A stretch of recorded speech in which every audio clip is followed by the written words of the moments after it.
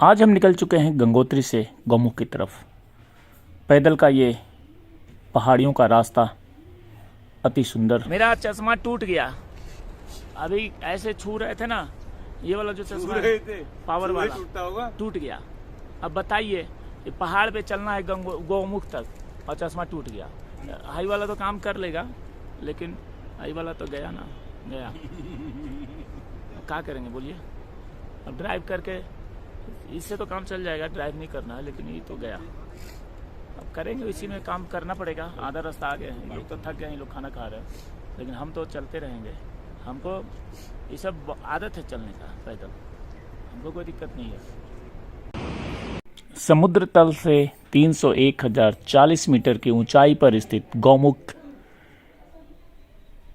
गंगोत्री मंदिर भोज वृक्षों से घिरा तथा किनारे पर खड़े पर्वत की शिवलिंग शतोपंथ जैसी चोटियों के साथ देवदार जंगल के बीच एक सुंदर घाटी है। भागीरथी घाटी के बाहर निकलकर केदार गंगा तथा भागीरथी के कोलाहल को छोड़कर जल गंगा से मिल जाती है। इस सुंदर घाटी के अंत में मंदिर है। मौसम काफ़ी सुहाना है और यहाँ न्यूनतम तापमान 6 और सितंबर के बाद तो यहाँ का रात काफ़ी सर्द हो जाती है। हम निकल चुके हैं पैदल इन खूबसूरत रास्तों पे, और ये खूबसूरत रास्ता वनस्पतियों की विशाल प्रजातियां हैं। यहाँ हिमालय का बलूत सर्वाधिक प्रमुख है। यहाँ बुरांस, सफ़ेद सेरो, स्वच्छ पेड़, सदाबहार पेड़, देवदार सब कुछ है। लेकिन जैसे जैसे हम गौमुख की तरफ बढ़ते जाते हैं, एक भी पेड़ के दर्शन नहीं होते हैं। गंगोत्री से जब हम यात्रा शुरू करते हैं तो शुरुआत में हमें कुछ भोजपत्र मिलते हैं, क्योंकि आगे जाते जाते ऑक्सीजन की कमी होती है, जिसके कारण से यहाँ पे पेड़ पौधे नहीं हैं। गंगोत्री अवस्था को एक नाम दिया जा सकता है, प्रेरणात्मक, नाटकीय परिदृश्यों में शामिल है। ऊंचे बर्फीले शिखर जिसकी पृष्ठभूमि में है गहरी गढ़ी घाटियाँ, जहाँ सीरों और देवदार के पेड़ों के बीच झिलमिलाती नदियों का आगमन होता है। यह भौतिक दृश्य एक जादू बिखेरता है। सदियों से यह लाखों तीर्थयात्रियों को आध्यात्मिक उत्साह और हजारों साहसिकों को एक निरंतर चुनौती दे रहा है। यह हिमालय की श्रृंखला जैसे जैसे आप गौमुख के नज़दीक पहुंचते जाते हैं, एक अत्यंत ही रोमांच और खतरे का एहसास कराता है। ये जो रास्ते आप देख रहे हैं, पहाड़ ऐसा लगता है कि अपनी आगोश में हमें लेने के लिए तैयार बैठा हुआ है। पैदल हम इन रास्तों पे चलते जा रहे हैं, निकलते जा रहे हैं, परंतु कभी कभी कुछ पर्वतारोही मिल जाते हैं जो आपस में बात करते हुए, रास्ता पूछते हुए, ऐसा लगता है कि कोई तो मिला इन रास्तों पे, नहीं तो दूर दूर तक इन रास्तों पे कोई नहीं दिखता है। जब हम दिल्ली से चले और गंगोत्री पहुँचे तो हमारे मन में कोई प्लान नहीं था कि हमें गौमुख भी जाना है।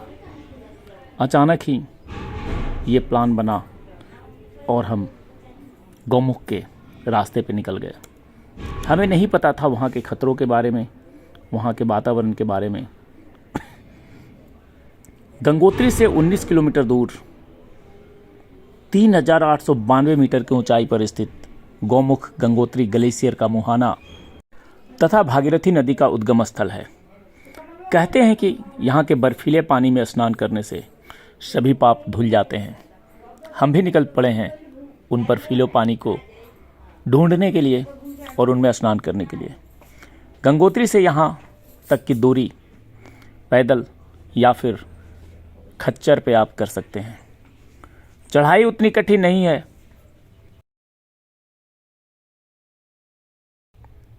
कई लोग तो उसी दिन वापस चले आते हैं, लेकिन जब भी कभी आप प्लान करें गौमुख यात्रा का, तो अपने साथ 3 दिन का प्लान करें। गंगोत्री में कूली और खच्चर उपलब्ध होते हैं। 25 किलोमीटर लंबा, 4 किलोमीटर चौड़ा तथा लगभग 40 मीटर ऊंचा गौमुख अपने आप में एक परिपूर्ण माप है। इस गौमुख ग्लेशियर में भागीरथी एक छोटी गुफानुमा ढांचे से आती है। इस बड़ी बर्फानी नदी में 5000 मीटर की ऊंचाई पर स्थित एक बेसिन में आता है, जिसका मूल पश्चिमी ढलान पर से शतोपंथ समूह की चोटियों में से है। शतोपंथ मैं आपको बता दूं कि ये रास्ते से गुजरते हुए जब हम गंगोत्री से चलते हैं तो 14 किलोमीटर के बाद भोजवासा आता है, और भोजवासा के रास्ते आप सामने देख रहे हैं। परंतु ऐसा ना सोचें कि हर जगह ऐसा ही रास्ता है।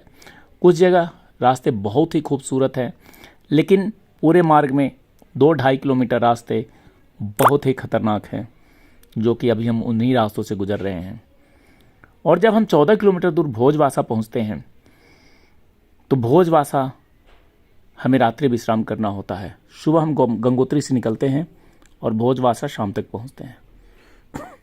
भोजवासा में वैसे तो गेस्ट हाउस भी एक बना हुआ है, GMBN गढ़वाल मंडल विकास निगम लिमिटेड का, और एक मौनी बाबा का आश्रम है, लाल बाबा का, माफ़ करिएगा, लाल बाबा के आश्रम में रात्रि विश्राम करने की सारी सुविधाएं हैं। और वहाँ से फिर हम अगले दिन सुबह निकलते हैं गौमुख के लिए, जो कि भोजवासा से 4 किलोमीटर की दूरी पर स्थित है। इन रास्तों पे जब हम चलते हैं तो ये हिमालय की चोटियाँ एक अत्यंत ही मन में उत्सुकता पैदा करती हैं कि कब जल्दी हम पहुंच जाएं हिमालय के इन बर्फीली चोटियों के पास। 14 किलोमीटर का रास्ता गंगोत्री से भोजवासा का, वैसे देखा जाए तो 14 किलोमीटर बहुत लंबी दूरी नहीं होती है, लेकिन हमें तो पूरा दिन लग गया। और पूरा दिन लगने का कारण 2-3 है। इतना खूबसूरत जगह है कि हर जगह फोटोग्राफी वीडियोग्राफी अपने कैमरे से हम करते जा रहे थे। पैर भी थक रहे थे क्योंकि पैदल चलने की आदत नहीं थी। और जैसे जैसे हम हाइट पे पहुंचते जाते हैं ऑक्सीजन की कमी होती है। तो जाने से पहले अपने साथ कपूर रख लें, कपूर को सूंघते हुए आप आगे बढ़ सकते हैं। और अगर ज़्यादा परेशानी है पहले से, तो नीचे गंगोत्री में ऑक्सीजन के छोटे सिलेंडर मिलते हैं, वो साथ में रख लें। वैसे मुझे लगता है कि इसकी ज़रूरत पड़ती नहीं है ऑक्सीजन की। चलते चलते थक गए तो कुछ खाने चाहिए, और इसमें यह है कि आप कोई भी ऐसी चीज़ नहीं खा सकते क्योंकि पैदल बहुत चलना है। तो हमने कुछ टॉफ़ी लिया है, मैं टॉफ़ी खा रहे हैं। गुड़ भी लेके आया हूँ, ड्राई फ्रूट्स भी लेके आया हूँ, क्योंकि सफ़र काफ़ी लंबा है। 2 लोग हमारे आगे चले गए, मैं और ललित जी भी बैठ के टॉफ़ी खा रहे हैं। और टॉफ़ी खाने से थोड़ा थकान जो है पहाड़ों का वो कम होता है, और थोड़ी सी अंदर से एनर्जी आती है, क्योंकि अभी बहुत लंबा सफ़र तय करना है। गंगोत्री का गंगा जी मंदिर समुद्र तल से 3042 मीटर की ऊंचाई पर स्थित है। भागीरथी के दाहिने ओर का परिवेश अत्यंत आकर्षक एवं मनोहारी है।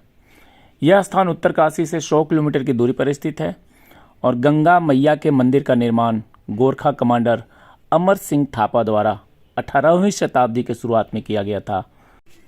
हम लगभग आधे रास्ते पहुंच चुके हैं, थक चुके हैं, बैठ जाते हैं। जब थकते हैं तो थोड़ी देर के लिए आराम से बैठ करके निहारते हैं इन पहाड़ों को, इन हिमालय की वादियों को। और फिर जब ऐसा लगता है कि अब शाम हो जाएगी, हमें जल्दी पहुंचना चाहिए, तो फिर हम उठ करके चल देते हैं। और मैगी यहाँ मिल रहा है, तो हमने सोचा कि थोड़ा सा मैगी खा लिया जाए, थोड़ा रेस्ट भी हो जाएगा। और पानी हम भर लेते हैं, क्योंकि इन रास्तों में पानी हमने सिर्फ जो झरने हैं, जो हिमालय की चोटियों से जो झरने आ रहे हैं, और वो पानी काफ़ी ज़्यादा मिनरल्स, विटामिन्स युक्त वो पानी है। तो उन पानी को भरते हुए और पीते हुए हम आगे की तरफ फिर से निकल गए। और मैं आपको कुछ और इन्फॉर्मेशन दे दूं, क्योंकि गंगोत्री मंदिर की यात्रा इस ट्रैक का एक मुख्य आकर्षण है। जब भी आप गंगोत्री मंदिर जाएं तो आप गौमुख का ट्रैक अवश्य करें, और जब भी आप इन रास्तों पे चलेंगे तो आपको एक अलग ही अनुभव मिलेगा, एक अलग ही अनुभूति मिलेगी, क्योंकि ये रास्ते है ही नहीं, ये रास्ते तो हिमालय की गोद में हैं। और इन रास्तों से गुजर करके जब आप निकलते हैं आगे हिमालय की तरफ, गौमुख की तरफ, तो मन के अंदर एक अलग कौतूहल रहेगा। देखिए काफ़ी ज़्यादा लोग, बुजुर्ग भी हैं, वो भी आ रहे हैं, हर कोई बात कर रहा है और हर किसी का हिम्मत है कि हमें आगे बढ़ना है। और यह उत्तराखंड के जो पवित्र 4 धाम है उसमें गंगोत्री धाम है। और गंगोत्री वह स्थान है जहाँ से भागीरथी नदी निकलती है। समुद्र तट से 3048 kilometre metre, not kilometre, 3048 metre की ऊंचाई पर स्थित गंगोत्री गौमुख ग्लेशियर तक के ट्रैक के आधार शिविर के रूप में काम करता है। जब सर्दी प्रारंभ होती है तो देवी गंगा अपने निवास स्थान मुखबा गांव चली जाती हैं। मुखबा गांव, जिन्हें कि देवी गंगा का मायका भी कहा जाता है, और फिर वह अक्षय द्वितीया के दिन वापस आती हैं। उसके दूसरे दिन अक्षय तृतीया, जो प्रायः अप्रैल महीने के दूसरे पखवाड़े में पड़ता है, हिंदू कैलेंडर का अति पवित्र दिन होता है। इस समय बर्फ एवं ग्लेशियर का पिघलना शुरू हो जाता है तथा गंगोत्री मंदिर पूजा के लिए खुल जाता है। देवी गंगा के गंगोत्री वापस लौटने की पारंपरिक रीति रिवाजों, संगीत, नृत्य, जुलूस, जलसा तथा पूजा पाठ के उत्सव के साथ मनाया जाता है। इस यात्रा का रिकॉर्ड इतिहास कम से कम 700 बरस पुराना है और इस बात की कोई जानकारी नहीं है कि इससे पहले कितनी सदियों से यह यात्रा मनाई जाती है। वैसे तो आप लोगों को ये जानकारी जरूर मिलती है कि कब कपाट खुल रहे हैं, लेकिन कपाट खुलने के, चारों धाम के कपाट खुलने के 1 सप्ताह पहले जो उत्सव होता है और जब भगवान के जो मूर्तियां हैं उन्हें जब वापस लाया जाता है तो वो कई गांव से गुजरते हुए नृत्य, गीत, संगीत के साथ बड़ी सवारी चलती है। उसको देखना एक अलग ही माहौल बनता है, एक अलग ही उत्सुकता है। जब कभी आपको मौका लगे तो उस यात्रा में शामिल हों, जो कि मैं अभी आपको बता रहा हूँ कि कैसे मुखबा गांव से गंगोत्री तक जो देवी गंगा की मूर्ति है उन्हें लाया जाता है पारंपरिक रीति रिवाजों के साथ, जुलूस, नाच गाना के साथ। ये देखना बहुत ही ज़रूरी है और इस बार मेरा पूरा प्रयास रहेगा कि 2023 की यात्रा में मैं शामिल हूँ और इस बात की पूरी जानकारी आपको मैं दूंगा। मुखबा गांव मतंग ऋषि के तपस्या स्थान के रूप में माना जाता है और इस यात्रा के 3 या 4 दिनों पहले मुखबा गांव के लोग तैयारियां शुरू कर देते हैं। गंगा की मूर्ति को ले जाने वाली पालकी को हरे और लाल रंग के रंगीन कपड़ों से सजाया जाता है। जेवरातों से सुसज्जित कर गंगा की मूर्ति को पालकी के सिंहासन पर विराजमान करते हैं। पूरा गांव गंगोत्री तक की 25 किलोमीटर की यात्रा में शामिल होते हैं। भक्तगण गंगा से अगले वर्ष पुनः वापस आने की प्रार्थना करके ही जुलूस से विदा लेते हैं। जुलूस के शुरू होने से पहले वर्षा होना, जो प्रायः होती है, मंगलकारी होने का शुभ संकेत है। जुलूस में पास के गांव से भी देवी गंगा के साथ अन्य देवी देवताओं की डोली शामिल होती है। उनमें से कुछ अपने क्षेत्र की सीमा तक साथ रहते हैं। सोमेश्वर देवता भी पालकी में सुसज्जित होकर शामिल होते हैं। गंगा और सोमेश्वर देवता का मिलन अधिकाधिक उत्सव का संकेत है। ये ऐसी पारंपरिक रीति रिवाज है जिसे कि देखने के लिए हमें उत्तराखंड के मुखबा गांव में कपाट खुलने के 5-6 दिन पहले पहुंचना पड़ेगा। और ये जो रास्ते आप देख रहे हैं, एक बहुत ही बड़ा उत्सव का माहौल इन पूरे क्षेत्र में बनता है। खैर, अभी तो हम निकल रहे हैं गौमुख की तरफ। अत्यंत ही रोमांचकारी ये ट्रैक है। मन में श्रद्धा भाव है और हिमालय को नज़दीक से देखने की इच्छा भी है। इन्हीं दोनों इच्छाओं के साथ इन खतरनाक पहाड़ी रास्तों से गुजरते हुए हम गौमुख की तरफ आगे बढ़ रहे हैं। मैं आपको और कुछ जानकारी दूं कि लोग जब मुखवा गांव से देवी गंगा की डोली निकलती है तो लोग अपने साथ में देवी देवताओं की प्रतिमा को लेकर के स्थानीय संगीत के धुन में नाचते थिरकते चलते हैं।